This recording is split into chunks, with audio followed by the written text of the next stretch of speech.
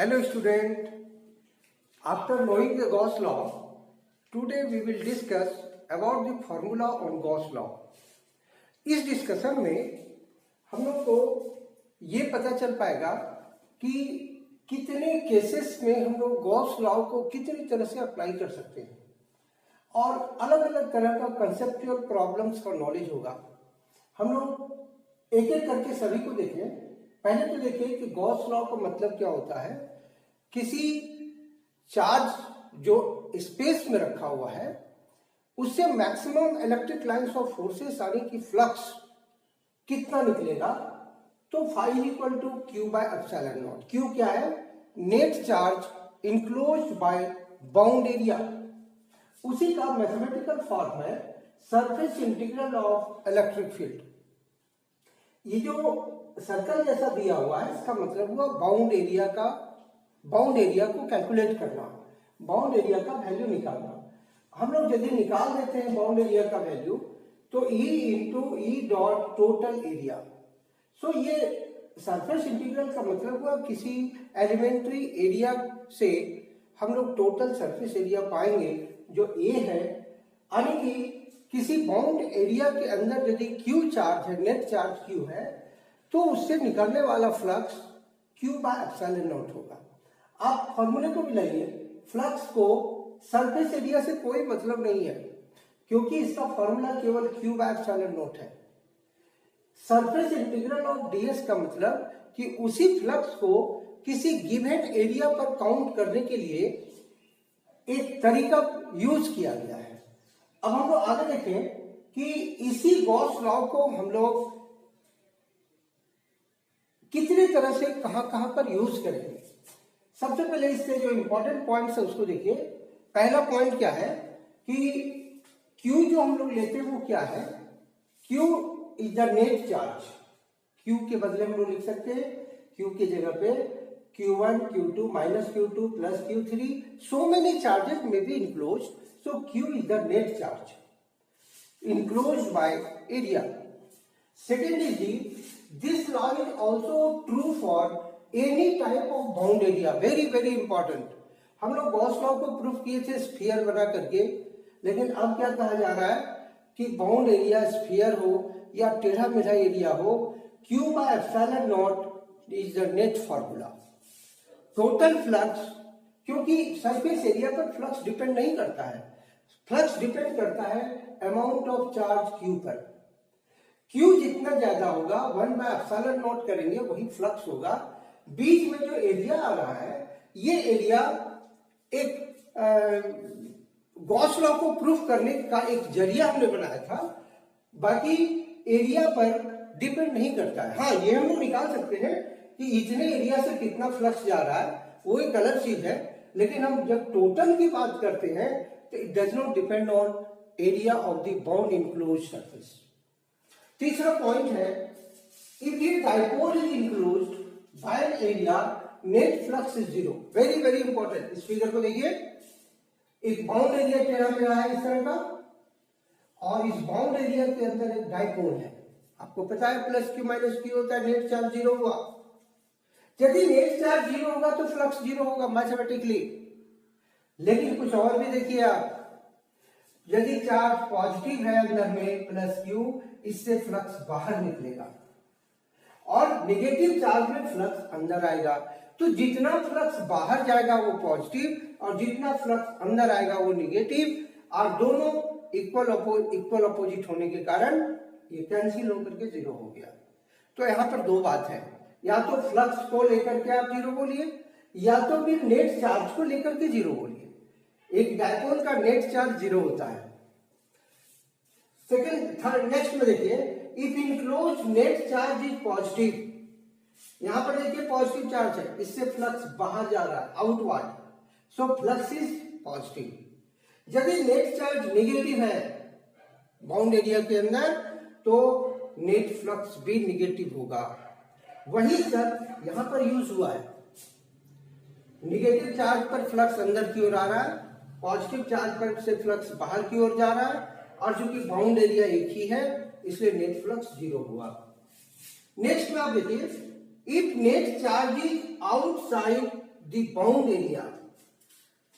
हमारा bound area देखिए ऐसा टेढ़ा मेढ़ा इधर है, और चार्ज हमारा जिसके लिए हम लोग गॉस लॉ लगाएंगे वो चार्ज देखिए इधर है बाहर में, इस सरफेस एरिया के बाहर। तो डेफिनेटली टोटल फ्लक्स जीरो होगा। क्यों जीरो होगा? मैथमेटिकल फॉर्म के अनुसार जो हम लोग क्यू लेते हैं वो बाउंड एरिया के अंदर होना चाहिए। ये चार्ज बाउंड एरिया के बाहर है, सो इनसाइड के bound area net charge is zero, so flux is zero. Physics के अनुसार देखिए जो फ्लक्स सरफेस की ओर जा रहा है उसको पॉजिटिव, और जो सरफेस से दूर जा रहा है वो नेगेटिव। तो यहां पर positive negative positive negative positive करके जितना बार अंदर गया उतना बार बाहर निकला, जितना फ्लक्स अंदर गया उतना फ्लक्स बाहर निकला, इसलिए नेट फ्लक्स जीरो है। आगे हम लोग नेक्स्ट डिस्कशन देखते हैं।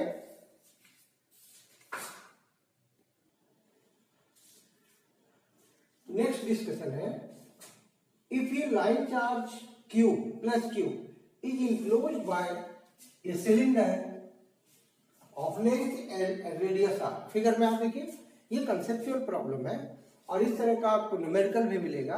तो कहने का मतलब क्या है, हम लोग किसको गॉसियन एरिया बोलेंगे और नेट फ्लक्स कैसे निकालेंगे। ये देखिए एक लाइन चार्ज है जिसकी लंबाई L है, इस पर चार्ज Q है, और इस लाइन चार्ज को एक सिलेंडर के द्वारा घेरा गया है। अब हम लोग जान सकते हैं कि फ्लक्स हमेशा परपेंडिकुलर डायरेक्शन में निकलता है चार्ज बॉडी से, तो ये लाइन चार्ज के परपेंडिकुलर कर्व सरफेस एरिया की तरफ हुआ, इधर और इधर नहीं हुआ। So no any amount of flux will emitted through cross section area. Total flux Q by epsilon naught total flux होगा, वो कर्व सरफेस एरिया के थ्रू बाहर जाएगा। इसलिए गॉसियन सरफेस एरिया कितना हो गया, कर्व सरफेस एरिया यानी 2πrl ओनली।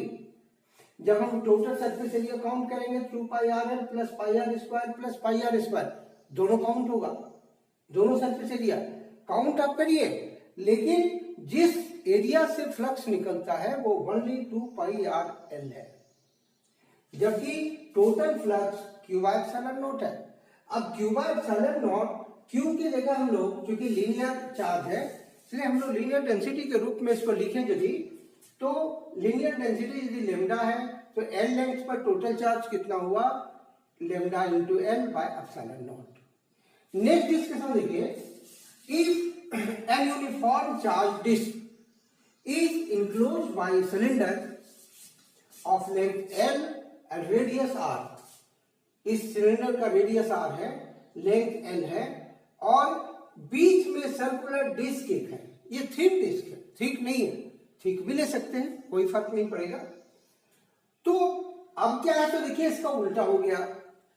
अब चार्ज बॉडी एक डिस्क के रूप में है, इससे इलेक्ट्रिक लाइंस ऑफ फोर्सेस इसके परपेंडिकुलर निकलेगा दोनों तरफ, यानी क्रॉस सेक्शन एरिया से निकलेगा, और कर्व सरफेस एरिया से खाली रहेगा, क्योंकि इलेक्ट्रिक लाइंस ऑफ फोर्स हमेशा सरफेस के परपेंडिकुलर निकलता है।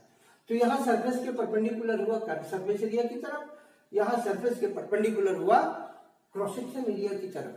सो डेफिनेटली टोटल फ्लक्स में कोई फर्क नहीं पड़ेगा, वो Q बाय एप्सिलॉन नॉट ही होगा, लेकिन गॉसियन एरिया में फर्क पड़ गया, ये 2πr² होगा, πr² इधर का और πr² इधर का, और total flux Q by epsilon not यही दोनों भाग से आधा आधा निकलेगा, और ये पोर्शन पूरा खाली रहेगा।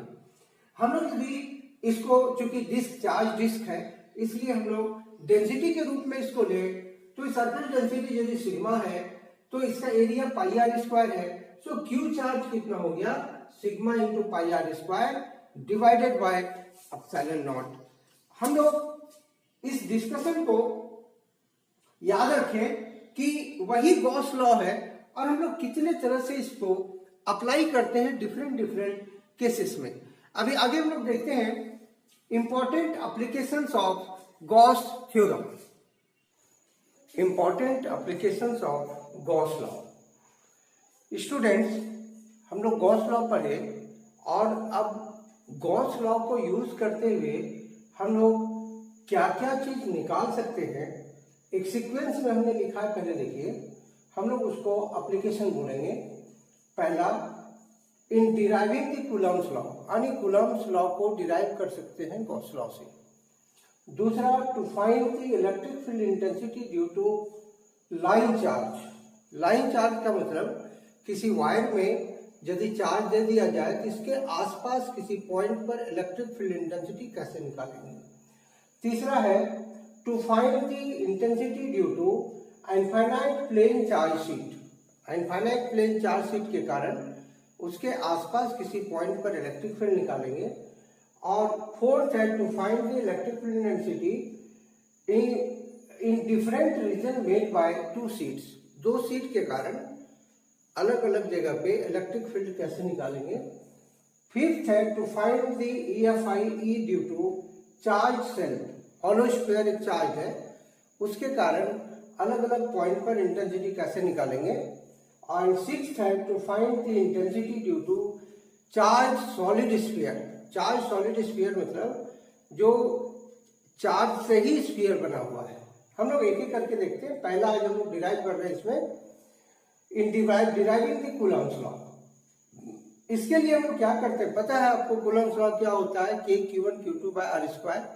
तो गॉस लॉ को शुरू करके हम लोग कूलम्स लॉ को डिराइव करेंगे। उसके लिए क्या किए, देखिए स्पेस में Q1 चार्ज लिए हैं, कोई भी R रेडियस से एक गॉसियन स्फीयर बनाए हैं जिसका गॉसियन एरिया होगा integral ds equal to 4πr²।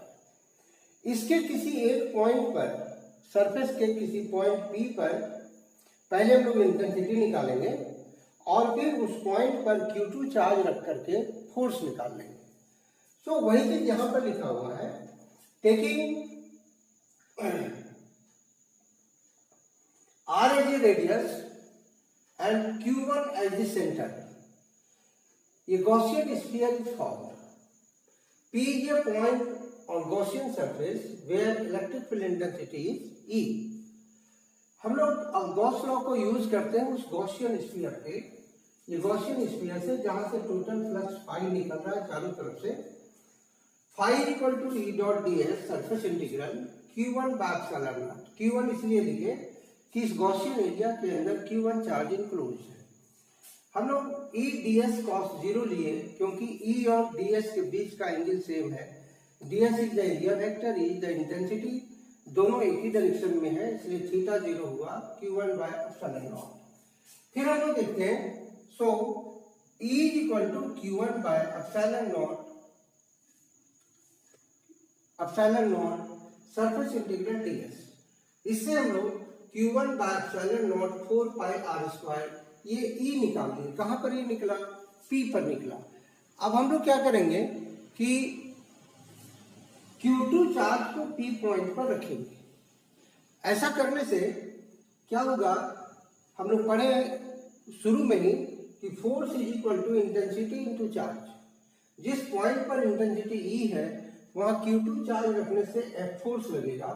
हमने E का वैल्यू जो निकाला वो यहाँ पे रख दिया, तो ये Q1 Q2 bye epsilon not 4πr², यानी ये सीधा सीधी कूलम्स लॉ बन गया 1 by 4 epsilon naught Q1 Q2 by r², and this is the Coulomb's law.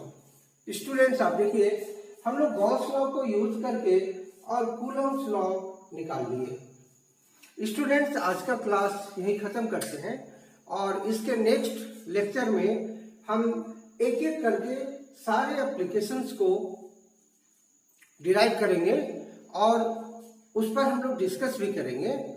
और तब तक के लिए आप ये वीडियो देखते रहिए और समझने का कोशिश करिए, आज करिए।